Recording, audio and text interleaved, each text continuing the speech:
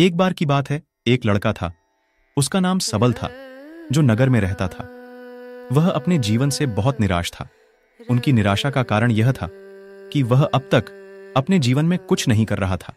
उसके माता पिता उसे ताने मारते थे कि आपके सभी मित्र कुछ न कुछ कर रहे हैं, लेकिन आप अभी भी घर बैठे हैं। दोस्तों के बीच भी अक्सर उनका मजाक उड़ाया जाता था। वह कहीं जाता तो लोग उससे पूछते कि आप क्या कर रहे हैं। उसे यह बताने में भी शर्म आ रही थी। वह कुछ नहीं कर रहा था। धीरे धीरे उसने रिश्तेदारों से मिलना जुलना कम कर दिया और लोगों से मिलना भी बंद कर दिया। वह ज्यादातर समय घर पर ही रहता है। वह अकेला रोता है और भगवान को कोसता है और अपनी किस्मत को दोष देता है। अब उसे अपना जीवन बोझ लगने लगा था। कभी कभी वह सोचता कि कब वह कुछ करने के योग्य बनेगा, और फिर वह सोचता कि जिंदा रहने से अच्छा मर जाना है। एक दिन वह अपने नगर की एक गली से गुजर रहा था। तभी उसने देखा कि एक उपदेशक दुख और परेशानियों पर उपदेश दे रहा है। वह भी उसी भीड़ में सबसे पीछे बैठ गया और गुरु के प्रवचन सुनने लगा। उपदेशक कह रहा था, दुख एक शिक्षक की तरह है जो हमें जीवन की सच्चाई दिखाता है और हमें जीने का सही तरीका सिखाता है। आप चाहें तो जिंदगी जीना भी सीख सकते हैं। गुरुजी उपदेश दे रहे थे कि तुम चाहो तो कुछ भी हासिल कर सकते हो, और अगर चाहो तो एक कोने में बैठकर रो सकते हो। इन सभी बातों को सबल ध्यान से सुन रहा था, लेकिन शिक्षक की यह बातें पसंद नहीं आईं। उसने खड़े होकर कहा कि कुछ भी सिखाने से दूर नहीं होता। इसमें केवल दर्द होता है।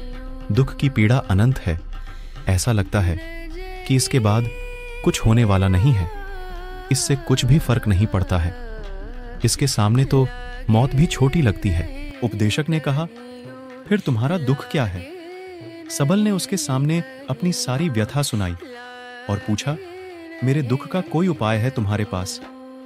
यह सुनकर शिक्षक मुस्कुराए और बोले, तुम उस दिन मेरे पास आओ जब आपके जीवन में वास्तविक दर्द हो। मैं आपकी समस्या का समाधान अवश्य करूंगा। यह कहकर गुरु वहां से चला गया। सबल ने सोचा, कहीं मेरा दुख नकली तो नहीं है? क्या मैं जिस दर्द से गुजर रहा हूं वह नकली है? मेरा दुख कोई नहीं समझ सकता। जब माँ बाप नहीं समझते तो गुरु क्या समझेगा? उनके दुखों से व्यथित होकर सबल ने एक फैसला लिया कि अब वह कुछ करेगा। सबल ने एक छोटा व्यवसाय शुरू किया, पर उसे सफलता नहीं मिल रही थी। लेकिन उसके घर वाले पूछते हैं कि क्या वह कुछ कोशिश कर रहा है? वह अपने व्यवसाय में लगा रहा और धीरे धीरे उन्हें सफलता मिलने लगी। फिर उसने गति पकड़ी और केवल 3 साल के अंदर ही वह एक बड़ा बिजनेसमैन बन गया। अब सबल के आसपास ऐसे कई लोग थे जो उसकी परवाह करता था, जो उससे प्यार करता था।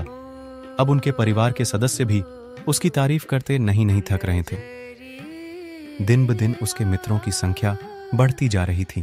अब वह अपनी जिंदगी से बहुत खुश था। उनके कुछ दोस्तों ने उन्हें सलाह दी कि जब आप एक बड़ा बिजनेसमैन बनकर बहुत खुश हैं, तो सोचिए आपको कितनी खुशी होगी अगर आप इस शहर और इस राज्य के सबसे बड़े बिजनेसमैन बन जाते हैं। कितने लोग आपसे जुड़ना चाहेंगे, आपकी कितनी बड़ी ख्याति होगी, और स्वयं राजा भी आपसे दोस्ती करना चाहेंगे और जरूरत पड़ने पर ही आपसे पैसे उधार लेंगे। दोस्तों की यह बात सबल के मन में घर कर गई। अब वह और पैसे कमाने की कोशिश करने लगा, लेकिन उसे यह सब बहुत ही जल्दी चाहिए था। वह समय बर्बाद नहीं करना चाहता था। उनका अधिकांश समय इन चीजों को प्राप्त करने में गलाने लगा। इसलिए वह ऐसे काम करने लगा जो सही नहीं था। उसने बड़ा उधार लेना शुरू कर दिया। उसके दोस्तों से पैसे की मात्रा और अधिक मुनाफा कमाने के लालच में वह अपने माल में मिलावट करने लगा। उसने अन्य व्यापारियों के खिलाफ भी साजिश रची और उन्हें डराया, धमकाया। जैसा उसके दोस्त कहते थे वैसा ही करता था। वह इन तरीकों से ज्यादा पैसा कमा रहा था, पर अब उसके जीवन में पहले जैसा चैन न था। उनके मन की शांति गायब हो गई थी और वह रात को सो नहीं पाता था। वह हंगामे में रहता था। वह सब कुछ पाकर भी उन्हें किसी चीज में सुख नहीं मिल रहा था। एक दिन सबल अपनी गाड़ी में कहीं जा रहा था। तभी रास्ते में उन्हें उपदेशक का आश्रम दिखाई दिया। वह रुका और गुरु के पास जाकर बोला, संत, आपने मुझे मेरे पास आने के लिए कहा था जब मेरे जीवन में सच्चा दुख आता है। अब मैं बहुत दुखी हूं कि मेरी नींद हराम हो गई है। मुझे कहीं भी शांति नहीं मिल रही है। इस प्रकार सबल ने अपनी सारी समस्याएं गुरु को बता दी। गुरु ने कहा, जब तुम पहली बार मुझसे मिलने आए थे तब भी तुम किसी दुख में थे। आपने उस दर्द से क्या सीखा? सबल ने कहा कि सिर्फ सोचने और चिंता करने से कुछ नहीं होता। आपकी दृष्टि को सच करने के लिए यह कार्रवाई करता है, और सिर्फ काम करने से कुछ नहीं होता, परिणाम भी मिलना चाहिए। जब आपको लगता है कि आपका लक्ष्य हासिल नहीं होने वाला, तब राह में चाहे कितनी भी मुश्किलें आ जाएं, मन कितना भी निराश क्यों ना हो, कितना भी लगता हो कि अब कुछ नहीं होने वाला है, तभी विश्वास करें, मैं जो भी कर रहा हूँ उसमें अवश्य सफल होऊंगा। लोग केवल सफल लोगों का सम्मान करते हैं। कोई कितना भी अच्छा क्यों ना हो, वह हमेशा लोगों की नज़रों में बोझ बने रहते हैं। यह सब सुनकर उपदेशक मुस्कुराया और बोला, जब आपके पास है तो यह वास्तविक दुख नहीं है। अपने जीवन में वास्तविक दुख आए तब मेरे पास आओ, मैं उसे ठीक कर दूंगा। सबल ने जाते समय साधु को सोने के सिक्कों से भरा घड़ा भेंट किया। घड़े को देखकर गुरु ने कहा कि यह मेरे किसी काम का नहीं है, उस पेड़ के नीचे गड्ढा खोदकर गाड़ दो। सबल ने घड़े को पेड़ के नीचे दबा दिया, जैसा कि गुरु ने बताया, और वहां से चला गया। कुछ दिनों से कारोबार ठीक चल रहा था, लेकिन व्यापार के गलत तरीके के कारण धीरे धीरे उसे व्यापार में घाटा होने लगा। उसकी सारी दौलत धीरे धीरे खत्म होने लगी, और एक दिन ऐसा भी आया जब उसके पास कुछ भी नहीं बचा और उस पर कर्ज का बोझ चढ़ गया था। परंतु वह निश्चिंत था, क्योंकि उसने अपना सारा कर्ज अपने दोस्तों से लिया था। उसने सोचा कि उसके दोस्त बुरे वक्त में उनके साथ खड़े रहेंगे, लेकिन ऐसा कुछ नहीं हुआ। जैसे ही बुरा वक्त आया, दोस्त पहले उससे कर्ज मांगने लगे। अगर उसने कर्ज नहीं लौटाया, उन्होंने उसे जान से मारने की धमकी भी दी। उनके सभी शुभचिंतक और प्रियजन उससे दूर हो गए। उसके दोस्त जो उसके साथ मस्ती किया करते थे, अब उससे दूर भाग रहे थे। उसका परिवार उसकी गलतियां और कमियां गिनने लगा। उनकी सारी संपत्ति नीलाम कर दी गई और उसके पास कुछ भी न बचा। जब उसने अपने पिता से मदद मांगी, पिता ने कहा कि मेरे पास थोड़ी सी संपत्ति है, मैं तुम्हारी माँ को क्या कहूँगा अगर मैं तुम्हें दे दूँ। यह संपत्ति हमारा अंतिम उपाय है। सबल के मन में गहरा दुख छा गया। उसके आसपास कोई नहीं था जो उनके दुख को समझ सके, जो उसे संभाल सके। जनता के इस विश्वासघात के कारण वह अंदर से टूट चुका था। वह सोचने लगा कि अब जीने का क्या मतलब है, अब मौत ही मेरा सहारा है। वह आत्महत्या करने के लिए पहाड़ी पर जा रहा था। तब से उसे याद आया कि उस शिक्षक ने उससे कहा था, मेरे पास आओ जब तुम्हारे जीवन में वास्तविक दुख हो। सबल गुरु के पास गया और अपनी सारी व्यथा सुनाई। आंखों में आंसू लिए उसने कहा, हे गुरुजी, मेरे दुख का निवारण कीजिए। गुरु ने कहा, जब जीवन में असली दुख होता है तब मेरे पास आ जाना, मैं इसे ज़रूर ठीक करूँगा। सबल ने कहा कि ये क्या हो रहा है, मेरी ज़िंदगी में अभी दुख नहीं है तो आखिर असली दुख क्या है? गुरुजी ने सबसे कहा कि पहले आप मुझे बताओ, आपने अपने दुख से क्या सीखा? सबल ने कहा कि मैंने वह सीखा, जो लोग हमारे जीवन में आते हैं वह हमारी सफलता और प्रगति के कारण वो हमें धोखा ज़रूर देंगे, क्योंकि बुरे समय में वे हमारे साथ नहीं खड़े होंगे। वे अच्छे समय में ही हमारा फ़ायदा उठाएंगे और बुरे समय में हमें छोड़ देंगे। उन लोगों पर ही भरोसा करें जो हमारे बुरे समय में हमारे साथ खड़े रहते हैं, लेकिन ऐसे लोग बहुत कम होते हैं। लेकिन जिनके पास है उन्हें उनकी सराहना करनी चाहिए, उनका अपमान नहीं करना चाहिए। मैंने कभी भी किसी के खिलाफ साजिश नहीं रखना चाहिए। अपना काम ईमानदारी और धैर्य से करें और कभी लालची मत बनो। अपने सारे दुख दर्द और अनुभव बयां करने के बाद सबल गुरुजी के सामने आंखों में आंसू लिए बैठ गया। कुछ देर बाद साधु उठे और पेड़ के नीचे एक गड्ढा खोदा और घड़ा निकाल लिया जो सोने के सिक्कों से भरा हुआ था। उसने सबल को देकर कहा, मेरे पास आओ जब तुम्हारे जीवन में वास्तविक दुख हो। सबल ने अपने शिक्षक को धन्यवाद दिया और उसे प्रणाम करके चला गया। उस पैसे से उन्होंने एक छोटा सा व्यवसाय शुरू किया। अब वह छोटा व्यापारी बनकर भी खुश है। उन्होंने पूरी लगन और ईमानदारी से कारोबार किया। जल्द ही वह अपने शहर का एक बड़ा व्यापारी बन गया। उनका जीवन सुख सुविधाओं से भरा हुआ था। लेकिन कोई कितना भी अच्छा क्यों ना हो, लेकिन जीवन में दुख आता है तो सबल के जीवन में भी दुख आते थे। अपने माता पिता की मृत्यु के रूप वे दोनों एक ही दिन मर गए। सबल अपने माता पिता से बहुत प्यार करता था, इसलिए उनके निधन से उन्हें गहरा सदमा लगा। वह शवों को ले गया, दोनों को श्मशान घाट ले गया, जहां अंतिम संस्कार किया गया। वहां उसने अपने माता पिता का शव जलता हुआ देखा तो उनका मन बेचैन हो उठा।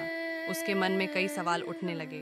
वह घर वापस आ गया, इसलिए उसने अपने माता पिता के घर और संपत्ति को देखा, जिसके लिए उनके पिता हमेशा लड़ते रहे। आज जो छूटा पड़ा है, जिन्होंने इसकी देखभाल की, इसके लिए लड़ने वाले इस दुनिया से चले गए। उसके पिता ने जो कुछ कमाया वह सब यहीं रह गया। एक दिन पहले तक उसके पिता मारपीट करते थे किसी के साथ उसकी संपत्ति के लिए। आज वो खुद इस दुनिया से चले गए। उसका मन ऐसे अनेक विचारों के बवंडर में था। वह अंदर से अकेला और डरा हुआ महसूस कर रहा था। वह खाली महसूस कर रहा था। उसे लगा कि कुछ है, वह समझ नहीं सका, इसलिए वह गुरु के पास गया। उसे देखकर गुरुजी ने कहा, क्या जीवन में कोई दुख है?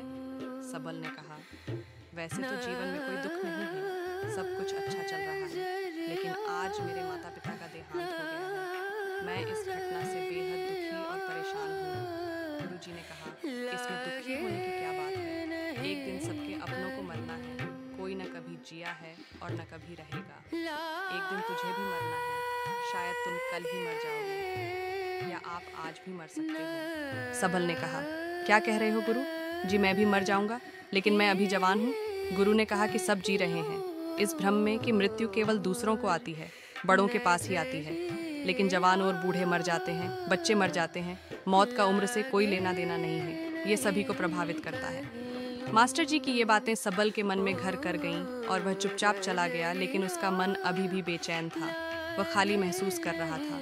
वह सारा दिन अपने बारे में ही सोचता रहा कि वह कौन है, वह इस दुनिया में क्यों आया है, क्या जीवन का लक्ष्य केवल चीज़ों को खाना और मरना है?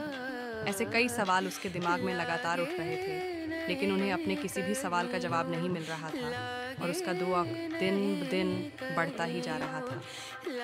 इसलिए कुछ दिन बाद वह फिर से गुरुजी के पास पहुंचा और बोला, हे स्वामी, मैं बहुत दुखी हूँ, क्योंकि मैं यह नहीं जान पा रहा हूँ कि मैं कौन हूँ और मैं इस दुनिया में क्यों आया।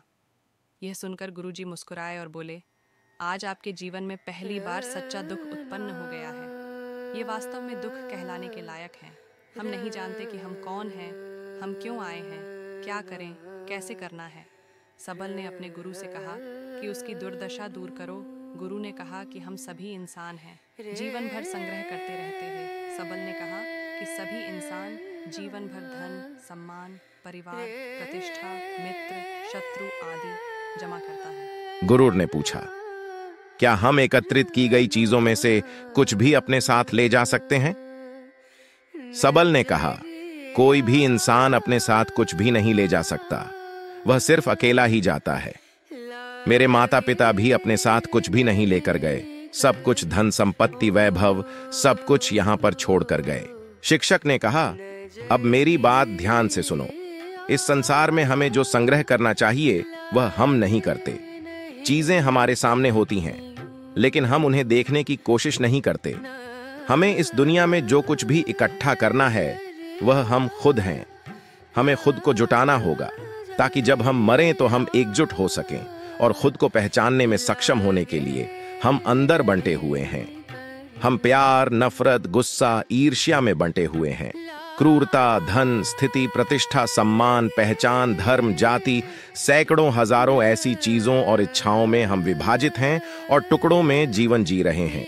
इस विभाजन के कारण हमारी चेतना कभी एक नहीं हो सकती। हमारी चेतना शक्ति बिखरी हुई है, इसलिए हमारे पास इतना समय नहीं है, इतनी ऊर्जा नहीं कि हम मुड़ सकते हैं और अपने भीतर देख सकते हैं।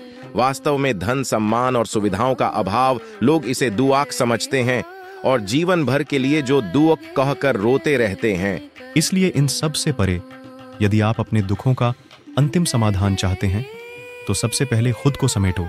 इस दुनिया से अपनी ऊर्जा वापस ले लो और इकट्ठा करो। अपने आप पर ध्यान केंद्रित करो, स्वयं पर ध्यान दो। अपने मृत्यु से पहले अपने आप को जानने की कोशिश करो, बिखरो मत। सबल ने कहा, तो गुरुजी, क्या हम इस संसार को छोड़ दें? हमारी सभी इच्छाओं को मार देना चाहिए। किसी से प्रेम नहीं करना चाहिए, धन संग्रह नहीं करना चाहिए, सम्मान की आशा छोड़ देनी चाहिए। शिक्षक ने कहा कि भावनाओं और इच्छाओं ऐसे बिखरे हुए मनुष्य में से निकल आओ। जैसे कोई पत्थर पहाड़ से गिरे जिस पर पर्वत का कोई वश नहीं है सिवाय देखने के, परेशान होना और कुछ खोना, वैसे ही बिखरे हुए मनुष्य की इच्छाएं बेकाबू और दर्दनाक हैं। उसका अनियंत्रित मन इच्छा करता रहता है और कल्पना करता रहता है और यह दुख देता है। लेकिन जब एक व्यक्ति अपने मन को एकत्र करता है तो वह जो कुछ भी करता है वह उसके नियंत्रण में होता है। फिर उसकी इच्छा से इच्छाएं भी उत्पन्न होती हैं। न सबल ने कहा कि आपने मेरे असली दुख का समाधान कर दिया। आपका बहुत बहुत धन्यवाद। अब से मैं खुद को समेटने, खुद को तराशने की कोशिश करूंगा। गुरुजी ने कहा कि मानव शरीर में बहुत ऊर्जा और शक्ति है, लेकिन यह फालतू के कामों में बटा हुआ है, बेकार की बातों में लगा हुआ है। यह एक बहुत ही शक्तिशाली मशीन की तरह है, एक बच्चे के हाथ में रखा जा रहा है और वह बिना सोचे समझे अपनी शक्ति बर्बाद कर रहा है और बिना किसी नियंत्रण के। इसीलिए इस शक्ति पर ध्यान दें, अपनी चेतना, और इसे इकट्ठा करें। सबल को अपने प्रश्नों का उत्तर मिल गया। उसने अपने गुरु का शुक्रिया अदा किया और चुपचाप चला गया। दोस्तों, उम्मीद है आपको यह कहानी पसंद आई होगी। अगर आपको यह कहानी पसंद आई हो तो अपने दोस्तों और परिवार के साथ जरूर शेयर करें और वीडियो को लाइक कीजिए और चैनल को सब्सक्राइब कीजिए